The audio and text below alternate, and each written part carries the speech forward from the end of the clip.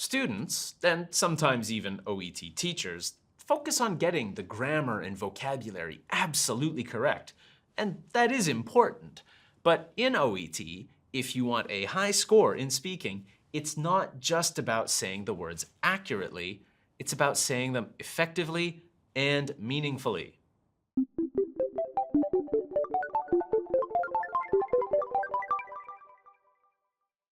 In this video, I'm going to show you how to increase your speaking score by working on intelligibility, being non-judgmental, and showing empathy.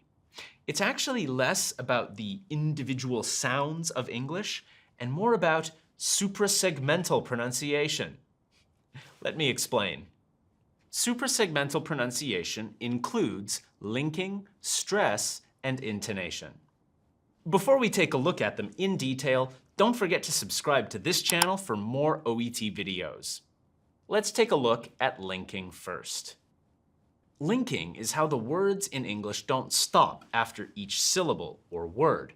So you can hear now when I speak, the words stick together. This allows me to speak quickly or slow down a little bit, but maintain intelligibility.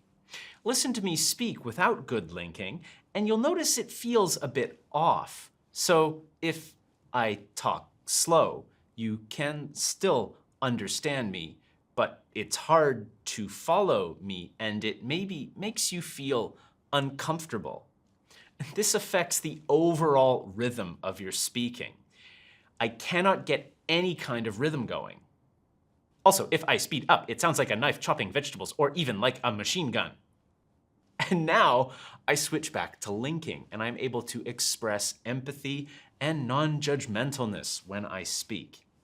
In OET, you might say, I understand that this might be difficult, but even a small change can make a difference. But if I say, I understand that this is difficult, but even a small change can make a big difference. In this case, your patient may understand you, but they might feel a little unsettled. OET wants to make sure that your patients will be comfortable. So if you focus on linking, it is going to make a difference. The next thing we're going to look at is the importance of stress.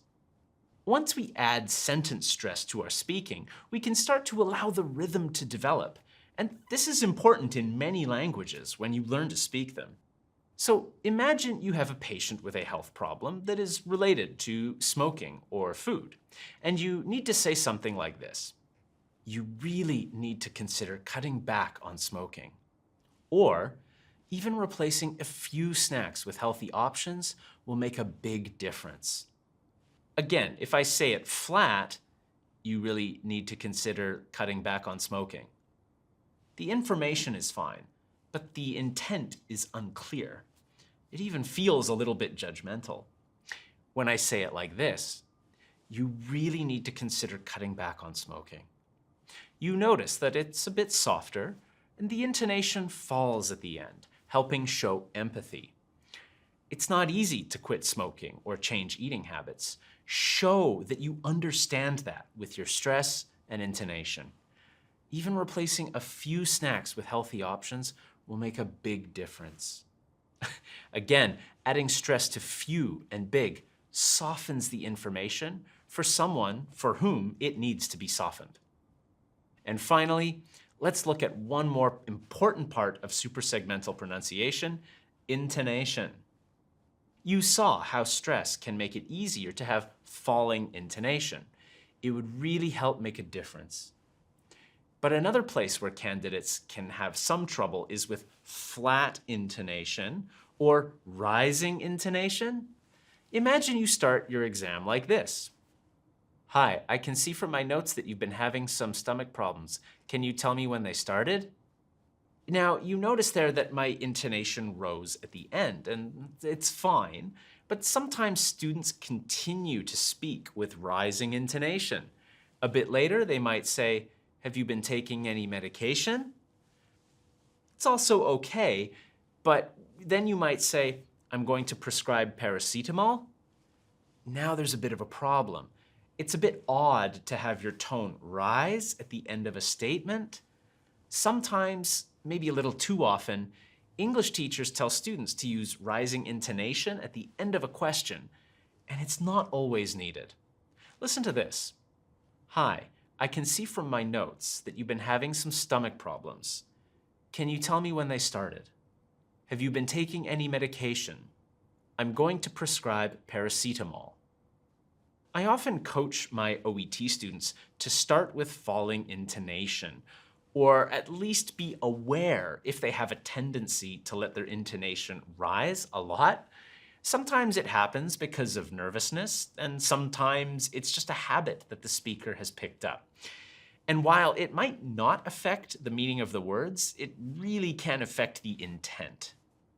Also, when showing empathy directly in phrases like, I understand how you feel, or I understand this is difficult, you really need to say this with care. I understand how you feel, not I understand how you feel. I used to hear that a lot. Again, the words and the pronunciation are almost a contradiction. You want to keep it smooth, soft, and falling. Now, there is one warning I want to give here, and I know that in my examples here, I've been showing kindness and empathy. And sometimes you need to be a bit more firm in OET speaking. It might say in the role play, tell the patient firmly that if she doesn't change. Imagine this situation. You've got a 50-year-old with poor eating habits, and he or she is showing symptoms of pre-diabetes and refusing to change their habits. You might say, I understand it's not easy, but if you don't make these changes, your condition is going to get worse. So notice there that I was able to link, add stress, and my intonation was well managed, and that made my intent perfectly clear. I was firm, but empathetic. Well, that's it. I hope you found it helpful. Keep in mind that grammar and vocabulary are great at passing along information, but it's our pronunciation that communicates our intent, our empathy, our sympathy. Often it's more important than the grammar and vocab.